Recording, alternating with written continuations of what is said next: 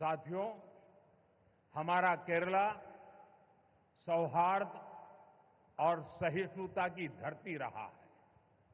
यहां सैकड़ों साल पहले देश की पहली और दुनिया की सबसे प्राचीन चर्च में से एक सेंट थॉमस चर्च बनाई गई थी। हम सब जानते हैं, हम सबके लिए कुछ ही दिन पहले दुख की बड़ी घड़ी आई है। कुछ दिन पहले हम सभी ने पोप फ्रांसिस को खो दिया है।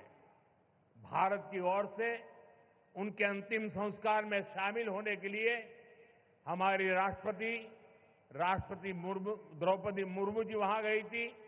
उसके साथ हमारे केरल के ही साथी हमारे मंत्री श्री जॉर्ज कुरियन वो भी गए थे। मैं भी केरला की धरती से एक बार फिर इस दुख में शामिल सभी लोगों के प्रति अपनी संवेदना प्रकट करता हूं। സുഹൃത്തുക്കളെ, കേരളത്തിലെ ജനങ്ങൾ സൗഹാർദ്ദത്തോടെയും സഹിഷ്ണുതയോടെയും ജീവിക്കുന്ന ആളുകളാണ്. കേരളം അങ്ങനെയുള്ള മണ്ണാണ്.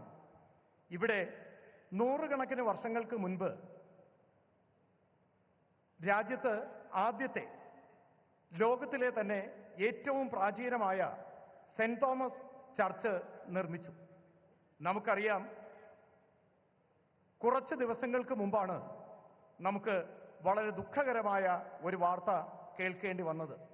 കുറച്ച് ദിവസങ്ങൾക്ക് മുൻപ് നമുക്ക് ആരാധ്യനായ പോപ്പ് ഫ്രാൻസിസിനെ നഷ്ടപ്പെട്ടു.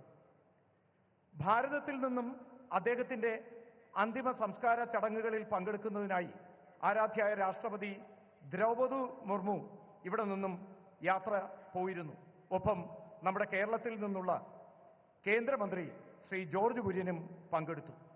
ഞാനും കേരളത്തിൻ്റെ മണ്ണിൽ നിന്നുകൊണ്ട് ഒരിക്കൽ കൂടി ഈ ദുഃഖകരമായ ആ വാർത്തയിൽ പങ്കുചേർന്നുകൊണ്ട് അദ്ദേഹത്തിന് അനുശോചനങ്ങൾ അറിയിക്കുകയാണ്. If you like the video, do like, comment, share and subscribe.